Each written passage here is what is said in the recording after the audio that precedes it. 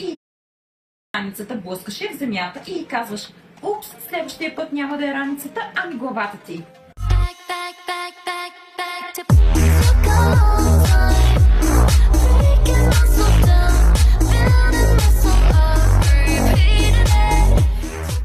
Мислиш, че можеш да ме оплашиш?